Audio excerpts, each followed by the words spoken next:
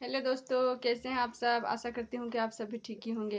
तो दोस्तों, आज मैं आपसे एक बात कहना चाहूँगी। जब बेटियाँ अपने मायके से शादीशुदा होकर ससुराल आती है तो वह बहुत सारी उम्मीदें लगा कर बैठती है कि जो मुझे मान सम्मान प्यार जो मुझे ससुराल मायका में मिला है वही मान सम्मान दुलार मुझे ससुराल में भी मिले। लेकिन ऐसा नहीं होता है दोस्तों। 100% में 10% में सास ऐसी होती है जो अपनी बहू को बेटी की तरह रखती है, मान सम्मान भी देती है, प्यार दुलार भी इज्जत भी देती है। लेकिन जो 90% सास होती है दोस्तों, वो अपने बहू के साथ ऐसा बर्ताव नहीं करती है। वह अपनी बहू के साथ हमेशा ऐसा बर्ताव नहीं करती हैं। वो अपनी बहू को सताती हैं, गाली गलौज भी देती हैं और उसे हर बात के लिए गलत ठहराती हैं। अगर जो सास अपनी बहू को दिल से ना अपनाए दोस्तों, तो बहू चाहे जितना भी कर ले हो, लेकिन वह सास उसे हमेशा कोई ना कोई गलतियाँ ठहराती रहेगी। लोगों के पास उसकी बुराइयाँ करती है, यहाँ तक कि गाली गलौज भी अपनी बहू के साथ करती है।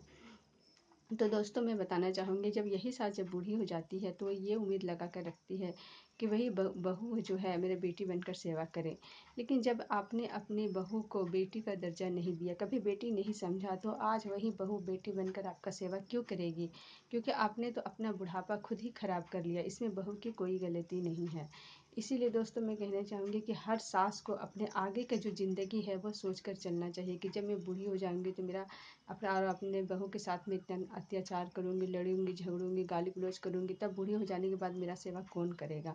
यही सब सोचते हुए दोस्तों, उसे अपनी बहू को कभी भी दूसरों के बेटे समझकर उसके साथ अत्याचार नहीं करना चाहिए। उसके साथ लड़ाई झगड़ा, गाली गलौज, बुराइयाँ, ये सब नहीं करना चाहिए। उसे हमेशा अपनी बेटी की तरह रखना चाहिए, ताकि वो बूढ़ी हो जाने पर वही बहू उसकी सेवा बेटी की तरह करे। लेकिन ऐसा नहीं होता है दोस्तों, ऐसा सास लोग नहीं समझती है। और वही सास अपनी बहू के साथ अत्याचार करती है और बूढ़ी होने पे सोचती है कि बहू मेरा सेवा करे। लेकिन बहू आपका सेवा क्यों करेगी? नहीं करेगी। इसमें गलती बहू की नहीं होती है दोस्तों, सास की होती है। इसीलिए सास को हमेशा सोच समझ कर ही कदम उठाना चाहिए।